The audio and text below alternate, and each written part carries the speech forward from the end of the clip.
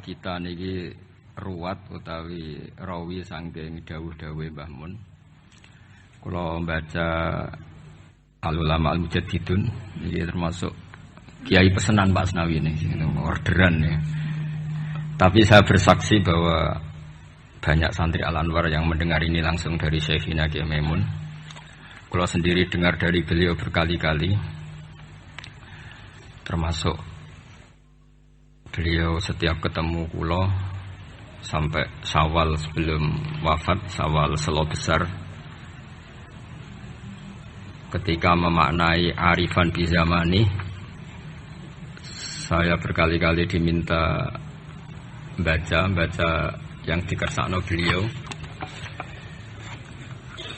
Ketika maknani ini kula waos ya, ini kula waca Arabe mawon, mengke sing paham nggih mengke saged maknani, sing mboten paham nggih amin mawon iki mengke ana barokah piyambak. Bismillahirrahmanirrahim. Wa aujaba alaihim hamla hadil ummah ala sabat bi ta'alimi hadatin. Wa aujaba alaihim hamla hadil ummah ala sabat bi ta'alimi hadatin hasba ma kana fihi min azuruf. Nomor 7 teng kene kitab ulun. Wal ahwal ala muqtada da'awi majaril aqwan al mukhtalifatis syu'un wal khisal.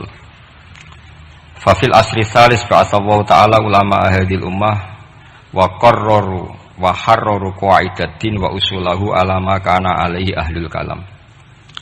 Terus titik tekane beliau ngendikan ala muqtada da'awi majaril aqwan al mukhtalifah. Terus beliau ketika ini cerita kenangan, semua kita pasti punya kenangan. Di antara yang beliau ngendikan ke saya sorifan itu begini. Hak sok sing nggawa agama iku pegawai negeri. Wong berhubung saya ada pegawai negeri yang bantah. Makili bantai konco-konco termasuk Pak Asnawi kira-kira ya bantah. Karena santri pertama yang saya dengar bantah Mbah Mun itu Pak Asnawi, tapi bantah bagus. Mbah Mun khawatir kalau dop itu maknanya kawuk. Khawatir santri nemangan kawuk, dop kawuk Arab. Karena kalau kawuk tok nanti kawuk halal, karena dop itu di daftar hewan halal. Sinjab bajing Arab, karena termasuk daftar hewan halal. Suatu saat ada lafaz yang enggak jelas, ini yang Pak Asnawi ini, saksinya para malaikat. Arab malih bah.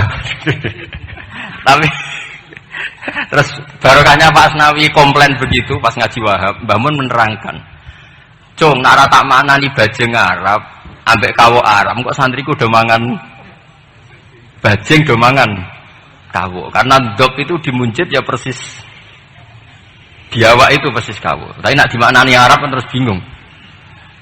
Jadi itu seni Mbah Mun ngelola fikih supaya, tapi barokahnya Pak Asnawi sebenarnya semua teman-teman meletok Arab itu supaya tadi memang itu di daftar hewan halal dan memang di hadis-hadis banyak sahabat dardop, tapi di kamus itu mirip menyawa atau biawa atau kawuk. Jadi makanya pertanyaan kita, kalau kita ngarang kamus itu harus ada seni fikihnya. Kalau ndak dop kamu tafsiri apa? Kamu tulis biawa, ternyata dop ikut daftar halal. Berarti kamu termasuk orang yang menghalalkan biawa. Tapi baru kayak sanad ngaji sama Pak Asnawi dulu ngaji Mbah Mun rame-rame, wadop lan kawu Arab, wasinjab bajing Arab. Pak santri harus nyeletuk, Mbah ning Arab ra ono klopo, bajinge mangan opo. Ini cerita-cerita yang lucu-lucu saja, karena tak pikir nak dijak serius sudah mampu lah, sudah bingung mikir ekonomi, mikir utang, semacam-macam lah, gitu teman-teman. Biasa mawon, rasa sok suci mun, kita aslinya mawon pun. Lah semudi, misalnya jenengan nutupi EP podoro, itu biasa lah, itu. Kita kopi bener. Kiai nang ngarepe wong awam, padha kiai ini ngeten iki mun kertu mati, mun padha matine, mun biasa mawon. Tapi ketika Mbah Mun dawuh itu saya protes apik. Lah anak santri teng pundi ya? Santri karwan santri hak mesti manfaat. Iki bakas agama ya. Lama-lama saya ini jadi kiai. Ya jadi kiai betul. Karena bapak saya sudah wafat 2005 terus saya jadi kiai. Lama Pak Asnawi karena sudah lama beliau semenjak abahnya meninggal sudah jadi kiai. Maka terus saya beberapa kali itu punya muhibbin yang dokter, yang tentara. Itu kalau cerita begini, ini kisah nyata. Gus saya ini dokter loh, lebih keren dibanding jenengan. Kenapa? Saya tugas di Papua, di NTT, karena saya dokter, dilindungi negara. Karena tugas negara, saya di kampung-kampung itu bisa bikin musola, bisa memperlihatkan saya seorang muslim yang sholat, tanpa dicurigai jadi misionaris. Dan karena saya aparat negara, itu difasilitasi negara. Karena berkebutuhan musola, dibikinkan musola, berkebutuhan masjid, dibikinkan masjid. Begitu juga tentara-tentara yang di daerah-daerah minoritas. Mereka dengan enaknya bikin masjid, menunjukkan keislamannya karena formal pegawai negeri. Tapi di daerah-daerah itu andekan yang bawa itu kiai itu nggak kebayang. Nggak payu terus ada gesekan mesti karena dianggap datangnya murni menyebarkan apa? Agama tertentu dan akhirnya gesekan dengan agama tertentu. Ini makanya ini Sodako Syekhuna ketika ngendikan sok iku sing nggawa agama ning ndi-ndi iku pegawai negeri. Mulane rumat. Dulu saya kan ya nggak paham dan ya nggak ingin paham pas itu. Perintah rumat itu kan kalau saya punya umatnya, umat saja nggak punya, rumat gimana? Tapi setelah saya jadi kiai, beberapa muhibin saya itu jenis ini cerita. Jadi begitu juga di negara-negara Eropa. Itu awal ada masjid ya karena ada kedutaan yang menampung orang-orang Indonesia. Akhirnya fasilitasi beberapa mahasiswa dan TKI di sana akhirnya bikin masjid. Artinya ijtihad besar Mbah Mun adalah berkoalisi dengan negara. Beliau bisa mengelola begitu indahnya dakwah yang gak benturan antara ulama dan apa? Umara dengan cara seperti itu. Jadi ini kenangan-kenangan kita. Saya tidak mengatakan saya kita karena beliau ngendikan gitu mutawatir, musyahad, ma'ruf, benana, benahum semuanya tahu. Cuma mungkin tidak semuanya paham karena gak ngerasa no jadi kiai lah itu yang masalahnya. Nah, aku sudah jadi kiai tadi paham. Karena kalau saya tawaduk malah saya diangkat derajat oleh Allah, mendingan sombong ben rapati diangkat kan gitu. Kadang ya ono santri tawaduk, wes tawas. Tapi justru ngaku tawaduk itu mutakabir cara hikam. Jadi biasa wae jujur biasa. Tapi ini cerita ya betapa saya punya beberapa teman yang kuliah di Inggris karena saya di Jogja ya, banyak teman yang kuliah di Inggris. Itu kenangannya ya gitu, difasilitasi kedutaan, kemudian ada masjid, ada komunitas kajian Islam. Jadi segampang itu kalau negara atau aparat negara bawa Islam karena mereka formal dan rohnya ini dibantu kiai. Sehingga kalau mereka ada muskilat, halul muskilatnya tanya kiai. Beberapa dokter kalau tanya fikih detail tanya saya, tapi mereka di daerah-daerah itu tanpa ada hambatan karena mereka pegawai apa? Negeri. Nah tolonglah ijtihad Mbah Mun begini itu yang beliau maksud ala muqtadu da'awi majaril aqwan al mukhtalifatis syu'un wal khisal. Jadi kita saksi semua kita adalah saksi. Karena ijtihad khossoni bidzalika syekhuna itu menurut saya kurang keren. Kalau dalam ilmu hadis semakin mutawatir semakin bagus. Kalau kita ini malah kualik, semakin ahadi semakin keren. Wah orang geruang dijazai Mbah Mun. Itu cara saya agak keren karena tidak mutawatir. Tapi banyak santri yang ngaji ini mustalah hadis tapi malah bangga khosoni bidzalika syekhuna. Menurut saya malah seneng yang umum. Karena umum ini mutawatir, bukan riwayat ahadi. Kalau ilmu hadis kita tahu kan mutawatir sama ahadi itu keren mutawatir. Sehingga saya tidak perlu cerita ahadi karena nanti semua orang subjektif, semua orang punya kenangan. Ya nanti yang ribet kalah semua sama tukang pijet. Semua kenangannya Mbah Mun masih berjarak. Saya tukang pijet. Jismi ala jismi. Wah ya ribet kalau gitu. Jadi saya yang bagian guyon nanti yang serius Gus Gofur. Kemarin dan saya itu kalau ada riwayat dari Mbah Mun kalau nggak paham ya tanya Gus Kamil, tanya Gus Gofur yang seangkatan saya. Karena sepinter-pinternya kita tetap tahu putra-putra beliau karena yang lebih dekat lebih. Saya juga mengalami hal yang sama ketika saya dengan bapak. Sepinter-pinternya santri, kalau tentang mazhabnya bapak itu ya pinter saya. Karena roh pawone, cara Jawa itu roh pawone. Bapak itu diantara ajarannya itu ya yang lucu-lucu aja sederhana. Kata bapak, hak kejogeman ngaji ku tenanan serius.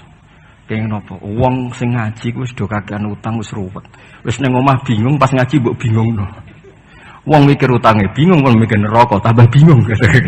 Jadi sanad saya memang seperti itu. Jadi ra kena disalahno memang. Kalau sanad sampeyan uang wis kurang ajar, mbok jago yang tambah kurang ajar nggih. Monggo itu sanad jenengan, sanad saya tidak seperti itu. Jadi ini kan urusan pilihan manhaj. Napa pilihan napa?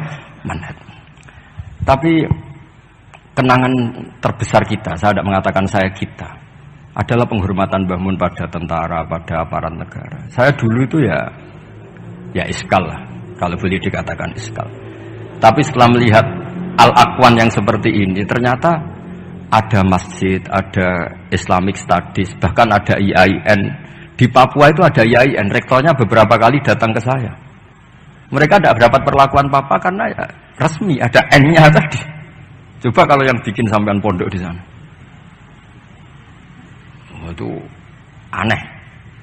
Jadi awwalu hadaddin itu adalah al-i'lam, setelah i'lam itu diakui negara.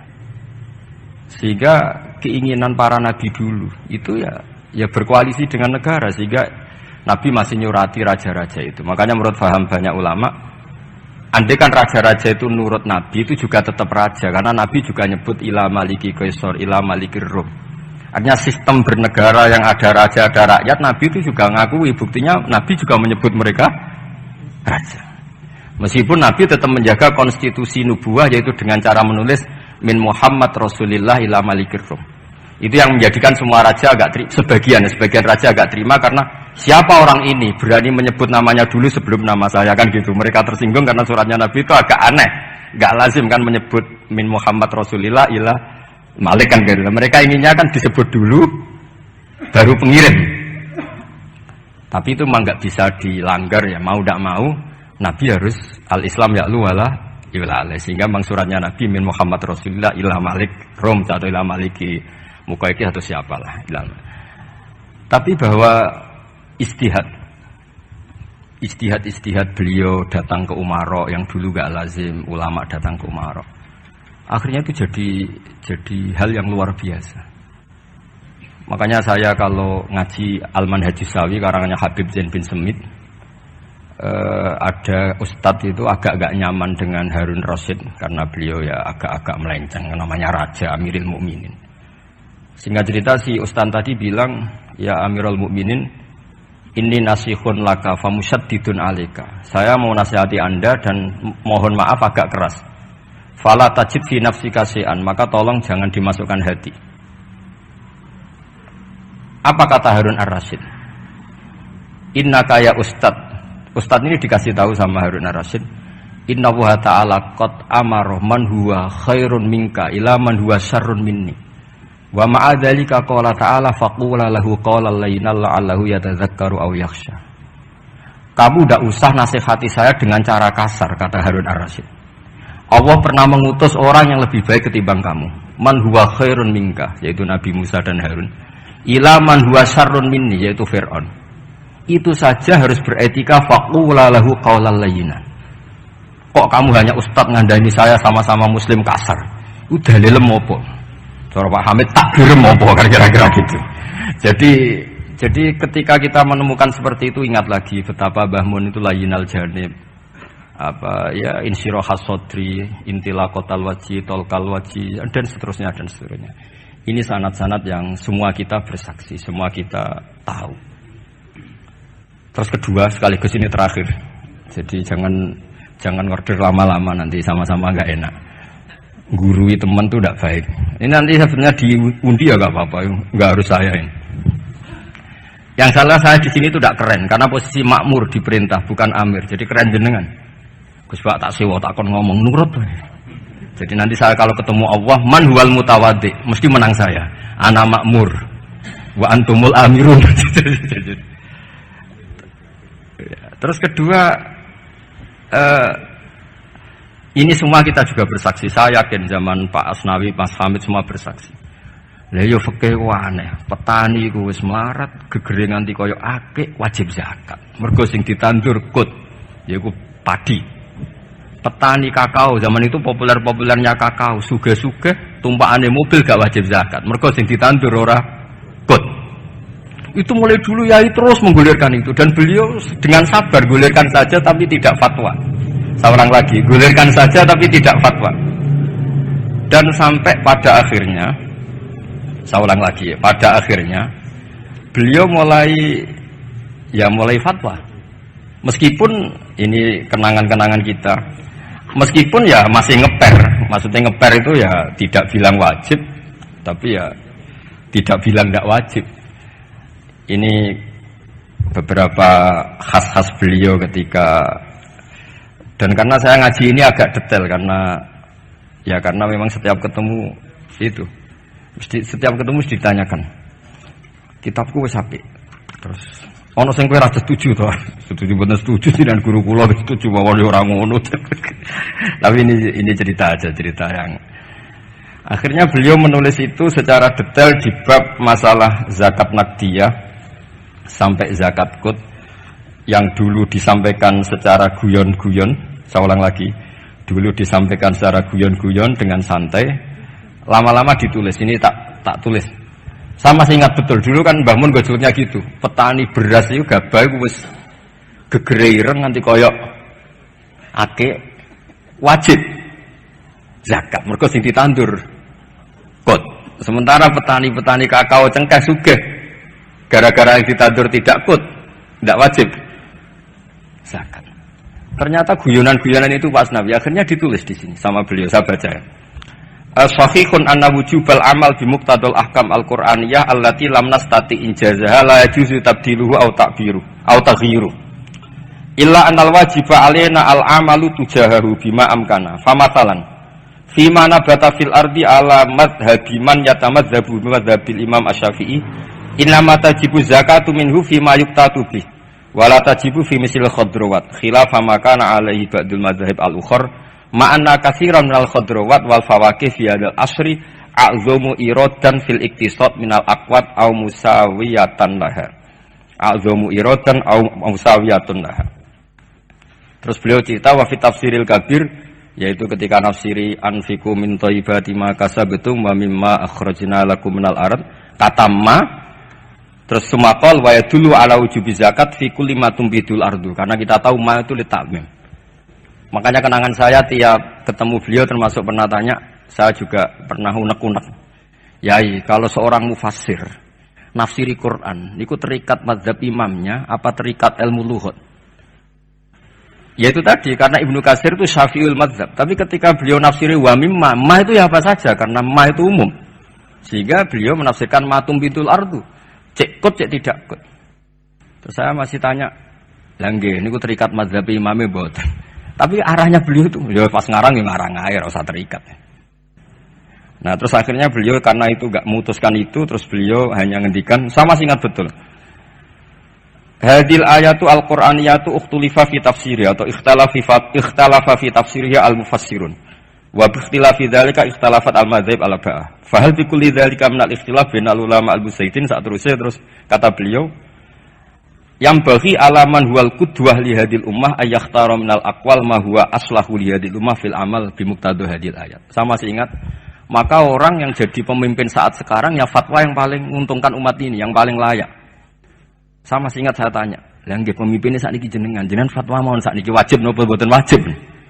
Ya ora kudu aku, ya sapa kono sing pin. Mun mumpung niki wonten jenengan ngendikan mawon wajib napa mboten? Yo ora ngono, pokoknya ngono Mas.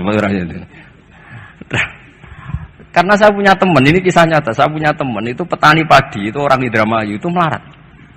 Bareng sawahnya sekian hektar ditanduri kangkung itu sugih. Mergo tiap 3 hari panen, dikirim ke Jakarta.